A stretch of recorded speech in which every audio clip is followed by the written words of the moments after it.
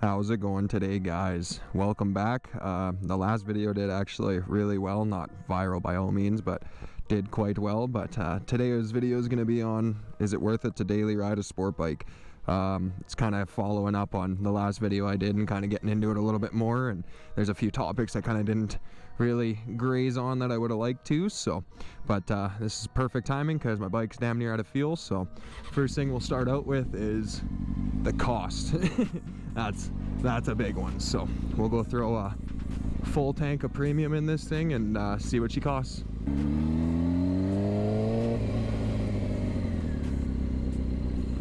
Alrighty, let's see what she costs, and then I'll do the conversion because I do actually have quite a few American viewers I found. So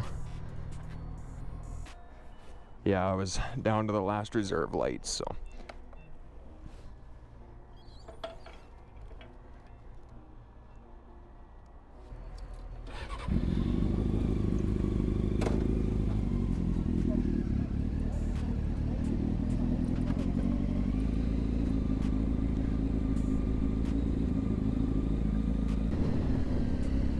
alrighty, we're all fueled up.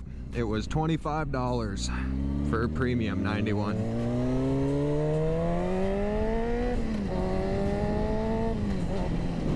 Now they don't always recommend premium. Your bike's technically not tuned for premium, so it's not going to really technically run any better. I just like it because it is a little bit of a cleaner fuel, so it actually does a little bit better for your fuel injection system and stuff like that. So the little extra amount that you're saving to run regular is just not really worth it in my eyes. But I'll do the conversion of what 25 Canadian is to US, and that's it's not too bad. I can go about, I'd say about 200 kilometers. I could go to the lake and back, which is about 100 kilometers one way. So 200 kilometers on a full tank, 25 bucks, not too bad. It's not great. For plates and stuff wise, for cost wise, my plates are about $220 a month. I feel like it's a little bit different, obviously, everywhere you go. I don't have a great track record on my license to begin with, so it's gonna cost a little bit more. So plates are a little bit more expensive for me, but they're not too bad. It's definitely a little more expensive. For in comparison, I had an SUV and it was about $150 a month, so kind of gives you a little bit of comparison for what it is, you know, vehicle versus bike. But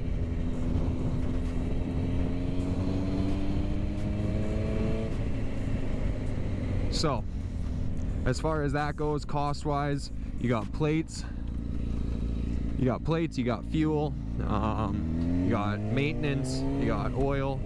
I'm not 100% sure what a jug of oil costs, but I really like using Honda oil specifically for my bike. I've always been that way, where I like to use brand specific for whatever you're using it. I just feel like it goes definitely a long ways. So you definitely got a little bit higher of a cost. These things definitely aren't the cheapest things to run. Tires are a little bit more expensive. Like I put brand new tires on this thing, and I can't remember exactly how much they're. I'll go on and I'll look and I'll put it up here or whatever. I'll show you guys how much they cost or whatever. I go through, I don't know, a set of tires every probably 2 years on my daily rider. It kind of all depends on whether they're aging or if you leave it outside and it's sitting in the sun a lot. If it's sitting in the sun a lot and stuff like that, they're going to dry crack a lot faster, right? So this thing a lot of the time gets kept in a garage, locked garage, so it's not too bad. So as far as maintenance goes, you got you got oil changes, you got chain lubing, which can, not too bad. Like I buy a little jug of chain lube, and or a little can of chain lube, and it is about 20 Canadian dollars. I like getting actual like specific bike chain lube because, well, it goes a long way. So other than that, maintenance wise, it's not too bad. It's just like a vehicle. You do your oil changes I like doing it you're supposed to do it on like regular vehicles, you're supposed to do them every about 5,000 kilometers. I like doing it on a bike. Like doing it at about 3,000 kilometers. just a little earlier, keeps the oil fresh, doesn't hurt. For how cheap an oil change costs for this thing, it's just, it's worth it. So what else didn't I scratch on the last video, or touch on, scratch on? What's another thing? Storage. That's a big one. No storage room. If you're gonna daily ride a sport bike, you'd better get used to wearing a backpack or something along those lines. I wear a backpack pretty much every time I ride. I always have one on, especially because I gotta basically carry camera gear and all that stuff. So it's not as fun, but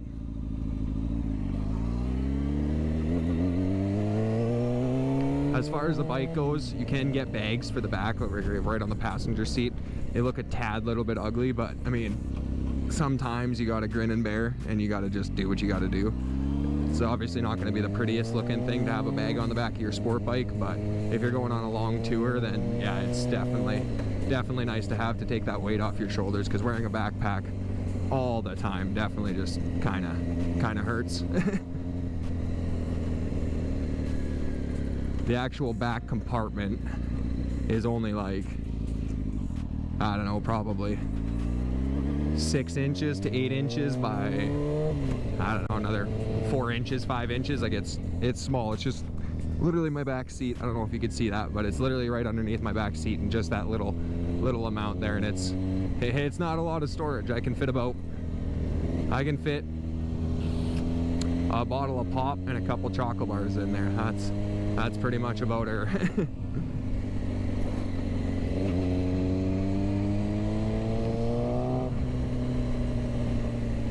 As far as the price of parts and stuff goes, for like cost wise, parts are definitely a little bit more expensive on a sport bike than they will be on like a supermoto or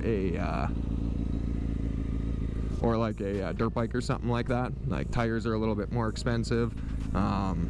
You know, just pretty much everything you buy, you know, you go get a new set of triple clamps, you know, you do anything along those lines, and it's just everything's expensive. A brand new set of fairings is good well over $1,000 if you're buying a good set, not shitty ones. But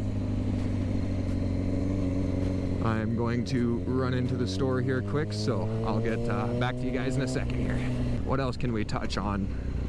Reliability, that's a big one. That one's going to be really brand specific. I am a absolutely die-hard Honda fan. Like, I eat, breathe, live Honda. That's just, you know, I like it for my dirt bikes, I like it for my street bikes, I like it for, you know, I would get a Honda Quad or a side-by-side. Like, I just absolutely love Hondas. I think they're a really good mix between reliability and still being powerful enough. Like, they make really good bikes. But yeah, so that's going to be really brand specific. Also, what's going to go a long way with that one is maintenance. Like, you take care of your bike and it's going to take care of you, and that goes absolutely so far. It's ridiculous. Like, that 450 I shim the valves every single year, I change the plug every single year, I go through everything, I carb clean it, I, you know, lube the chain consistently. I always change the tires on it when they get low so that nothing's getting worn or, you know, riding weird, or, you know, just huge things on taking care of it. And it just goes so far on, you know, how long the bike's gonna last. You can't ride a bike and ride it and abuse it and expect to not maintain it, and it just keep going forever and ever. It's just, that doesn't, signal light doesn't quite work like that. Like, you gotta take care of your bike. So maintenance is a really long one, or big one, for reliability. If you take care of your bike, it's gonna take care of you. It's just pretty much plain and simple. But my overview, is it worth it to daily ride a sport bike, just in general? I really enjoy it. The biggest thing I have for a pet peeve on, you know, daily riding one of these things is the storage room. You only really genuinely have a backpack. Like, that's really all you got, unless you do get bags on it, which not a lot of guys do. I'm gonna put up a little picture of a bag that kind of looks all right, and it still kind of keeps the sporty look of the bike. And I don't mind those ones, but I still just can't bring myself to getting one, even though it would save my back a lot, because, you know, it does get a little hard on the knee, or the shoulders and the back and everything, having straps with weight on it all the time. It would be nice to be able to put my camera gear inside the bike and not have to worry about it, but, you know, it's a little price to pay.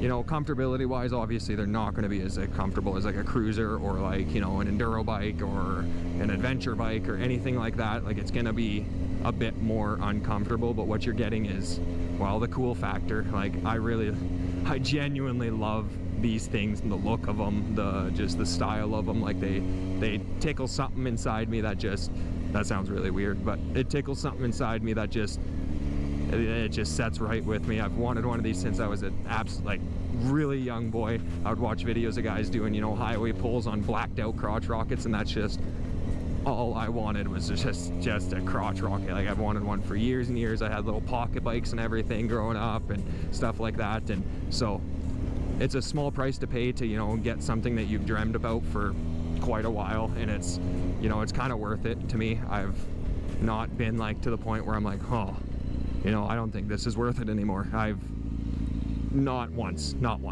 I'm always just, yeah, this is what I want. This is what I like. And especially being a stunt rider, I bought my F4i. I could wheelie and stuff on my dirt bike. I wasn't taking stunting seriously by all means, but I bought my red F4i, my first one. I bought it not knowing that they are the most common, or other than, you know, the second most common. I don't know, you can argue whether the 636 or F4i is the most common, but I mean, 636 is a lot easier to ride for stunt riding, so it is definitely a lot more common. I won't even lie and say it's not, but the F4i is extremely common as well. So just a lot more of a raw experience for doing it. It's a lot less forgiving. The 636 is a lot more forgiving for being able to just wheelie it and just stoppy it and whatever else. It's a lot, it takes a little bit more finesse on an F4i. But anyways, where were we? I bought that bike not knowing it was one of the most popular stunt bikes you could possibly buy, so it just kind of double whammied it. It was perfect coincidence. But anyways, yes, I do recommend it. If you really want to ride one, and you really like a sport bike, and you're like, I want one, and that is what you want, then, you know, you kind of suck up anything you got to do. If you got that dog in you, you can do it. It's not that bad.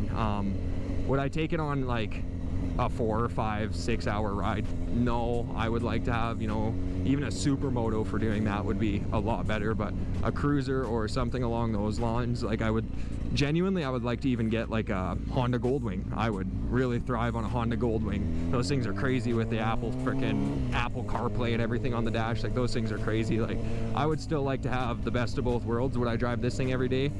Yes, I would still continue to drive the sport bike every single day, even if I had a Goldwing, but that's just because I really do love these things, like I was saying. But I hope you guys enjoyed this video. Like I was saying, my last one did pretty good. Like, it didn't go absolutely viral, but like, as I'm speaking right now, I think I got about 800-900 views, which is, in comparison, I get about 30 to maybe 100 views on like my other videos. So it feels really good to kind of see the hard work pay off. I put a lot of effort into these videos, and it's just something I enjoy doing. It's like I said in my, like, one of my moto vlogs, I do this as a hobby. I don't expect views. I don't expect likes. I don't expect anything. If I can make a couple days or a couple people's days better, that's all that matters.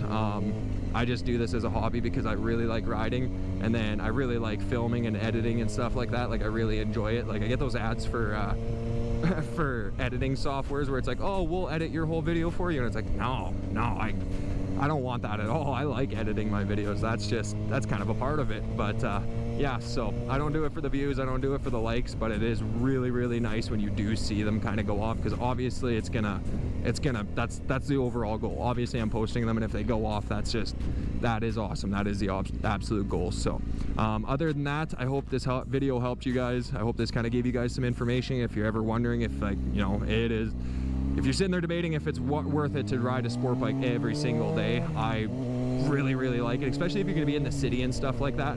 I really wouldn't mind it. I don't live in a city. Like, as you can see, this is not a city, but I don't mind it. I've rode it in the city and stuff like that. I do have moto vlogs and stuff that are in the city and stuff like that, and I do really like city riding, especially on a bike. You can kind of just bob and weave and get into lanes and get out of lanes and stuff. You gotta watch for idiot drivers, just like anywhere. Like, that's obviously gonna be everywhere. But anyways, I'll stop yapping and kind of rambling here and give a good sign off, and I hope this gave you guys some information. Don't forget to like and subscribe. See you guys on the next one.